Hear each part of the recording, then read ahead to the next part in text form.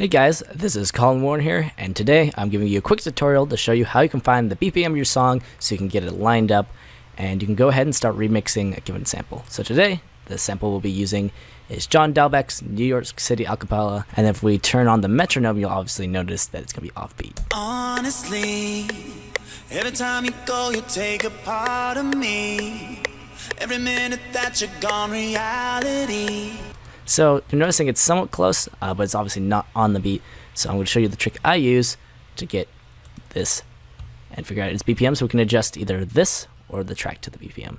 So I'll go to Google, search for a BPM counter.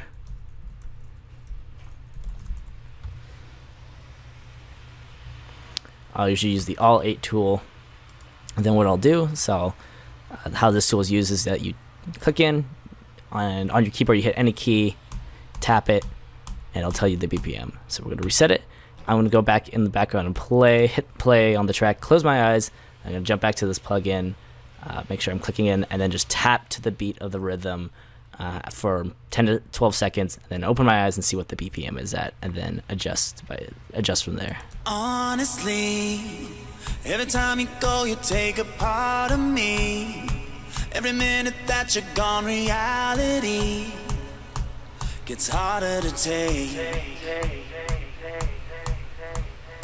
Honestly. Alright, so it looks like this song is jumping at about 125 BPM. So if I were to adjust it down here, line up the one beat of the given song to the grid, and turn the metronome on, you'll notice it'll sound a little bit more on cue. Honestly, every time you go, you take a part of me. Every minute that you're gone, reality gets harder to take. Still sounding a little bit off, so I know I'm within 1 to 2 of the BPM, so I'm going to try adjusting it down to 124 to see what it sounds like. Honestly, every time you go, you take a part of me. Every minute that you're gone, reality gets harder. Honestly. The best way to check is if you go further in your song and it still sounds on beat, you know you're doing good. Tonight I'm on a flight to New York City. So there we go. Looks like it's about 124. Great. But now let's say we know the song's BPM is 124, but we want to make the song a little bit faster. We want to adjust the whole BPM to 130, for instance. So how would we go about doing that? Well, now that we know the BPM, we'll left click on our dragged in sample, and we'll look for the time knob here. We're going to right click that time knob, we'll put in auto detect, and we're going to click in type in BPM, and it's going to give us what it thinks is the BPM. But since we know after typing or hitting the button what the BPM is, we'll type in 124, enter. The last thing we're going to do is going to change this mode from resample to pretty much any of these sounds. I think generic should do it. It's going to restretch, and then the pitch should be adjusted, and then if we move the BPM to 130, everything should restretch. You'll have to give it a minute or two.